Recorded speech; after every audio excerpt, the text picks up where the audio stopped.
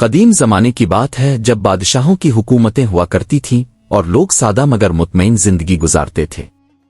ایک چھوٹے سے گاؤں میں ایک غریب لکڑہارا رہتا تھا جس کا نام نعمان تھا۔ وہ روزانہ جنگل جا کر لکڑیاں کاٹتا اور شہر میں بیچ کر اپنے گھر کا خرچ چلاتا تھا۔ اس کی بیوی رابعہ اور ایک چھوٹا بیٹا حمزہ تھا۔ گھر میں اکثر تنگی رہتی تھی لیکن نعمان کبھی شکو نہیں کرتا تھا۔ وہ ہمیشہ کہتا تھا کہ اللہ تعالیٰ جو بھی دیتا ہے اس میں ضرور برکت ہوتی ہے۔ رابعہ بھی صبر اور شکر سے زندگی گزارتی تھی۔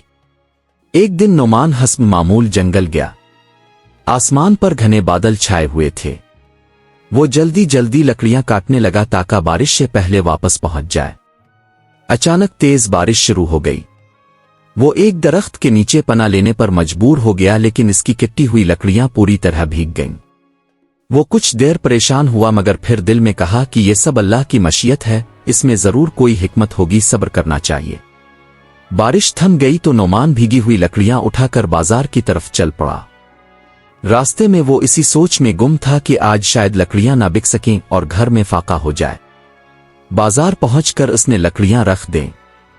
لوگ انہیں دیکھ کر منہ بنانے لگے۔ کوئی کہتا یہ لکڑیاں تو بھیگی ہوئی ہیں، کوئی کہتا یہ جلیں گی ہی نہیں۔ شام تک ایک بھی لکڑی نہ بکی۔ جب سورج ڈوبنے لگا تو نعمان نے واپسی کا ارادہ کیا۔ وہ سامان سمیٹ ہی رہا تھا کہ ایک معمر شخص اس کے پاس آیا۔ اس کا لباس بہت عمدہ تھا اور وہ کسی حکیم امیر آدمی جیسا لگتا تھا۔ اس نے لکڑیوں کے بارے میں پوچھا۔ نعمان نے سچ سچ بارش کا واقعہ بتا دیا۔ بوڑھے شخص نے حیرت سے کہا کہ یہ تو بڑی اچھی بات ہے، میں ایک معالج ہوں اور دواؤں میں بھیگی ہوئی لکڑی زیادہ مفید ہوتی ہے۔ اس نے وہ ساری لکڑیاں مہنگے داموں خرید لیں اور دگنی قیمت ادا کی۔ نعمان کی آنکھوں میں خوشی بھر گئی۔ اسے سمجھ آیا کہ جو چیز نقصان لگ رہی تھی وہی فائدہ بن گئی۔ نعمان گھر واپس آیا تو رابعہ اور حمزہ دروازے پر منتظر تھے۔ جب اس نے زیادہ رقم دکھائی تو سب حیران رہ گئے۔ حمزہ نے پوچھا کہ اتنے پیسے کیسے مل گئے؟ نعمان نے کہا یہ سب اللہ کی رحمت ہے۔ اگلے دن اس کے دل میں خیال آیا کہ اگر لکڑیاں بھیگنے سے فائدہ ہوا تو شاید وہ خود بھی لکڑیاں بھگو کر زیادہ کما سکتا ہے۔ لیکن فوراً اسے خیال آیا کہ یہ اللہ کی آزمائش بھی ہو سکتی ہے، اس لیے اس نے اس خیال کو چھوڑ دیا۔ وہ پھر جنگل گیا اور محنت سے لکڑیاں کاٹنے لگا۔ اسی دوران اسے ڈکیتوں کے آنے کی خبر ملی۔ لوگ خوفزدہ ہو کر بھاگ رہے تھے۔ نعمان کے دل میں بھی خطرہ آیا لیکن اس نے کہا جو کچھ ہوتا ہے اللہ کی حکمت سے ہوتا ہے۔ اسی دوران اسے وہی بوڑھا شخص ڈرا ہوا ملا جو کل اس کی لکڑیاں خرید چکا تھا۔ معلوم ہوا کہ ڈاکو اس کا سامان بھی لوٹ چکے ہیں۔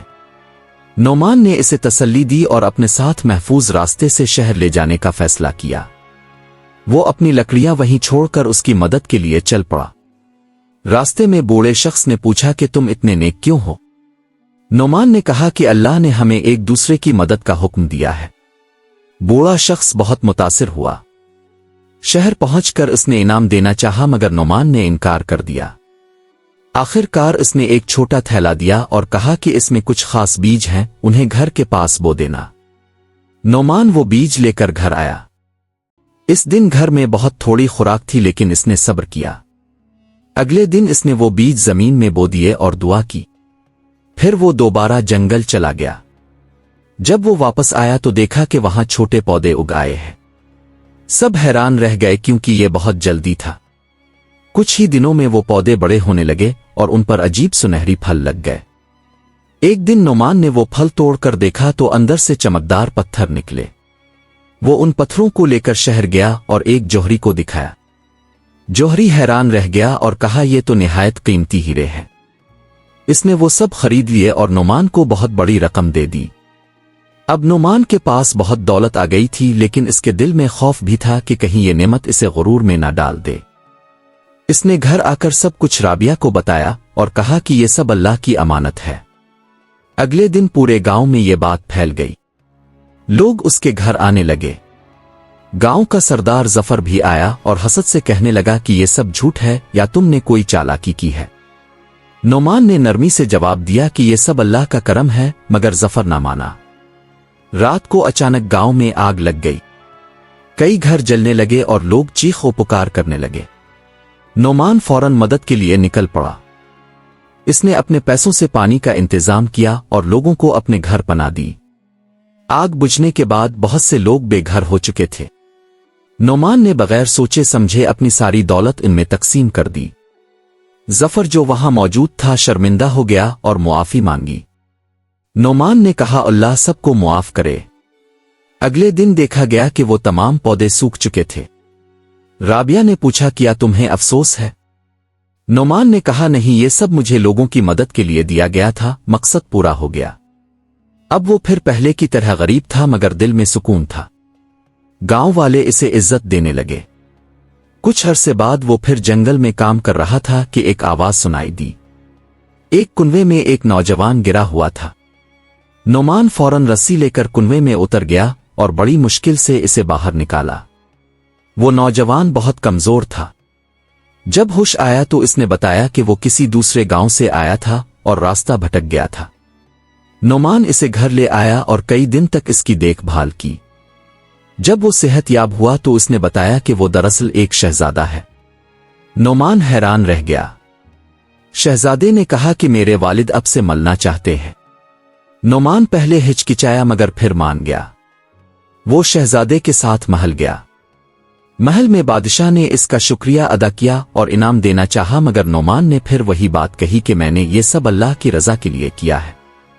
بادشاہ بہت متاثر ہوا۔ نعمان نے درخواست کی کہ گاؤں میں پانی کا انتظام کیا جائے۔ بادشاہ نے نہ صرف کنویں بنوائے بلکہ مدرسہ بھی قائم کیا۔ بعد میں وہی بوڑھا حکیم دوبارہ آیا اور کہا کہ میں نے تمہیں مختلف آزمائشوں سے گزارا تاکہ دیکھا جائے تم صبر، شکر اور اخلاص پر قائم رہتے ہو یا نہیں۔ اب تم کامیاب ہو چکے ہو۔ یہ کہہ کر وہ غائب ہو گیا۔ اس کے بعد نعمان کی زندگی میں برکت ہی برکت ہو گئی اور وہ ہمیشہ لوگوں کو یہی نصیحت کرتا رہا کہ اللہ پر بھروسہ رکھو، صبر کرو اور دوسروں کی مدد کرتے رہو۔ اگر آپ سچی اور سبق آموز کہانیاں سننا پسند کرتے ہیں تو ابھی ہمارے چینل عبرت نامہ کو سبسکرائب کریں اور بیل آئیکن ضرور دبائیں تاکہ ہر نئی کہانی سب سے پہلے آپ تک پہنچے۔ شکریہ۔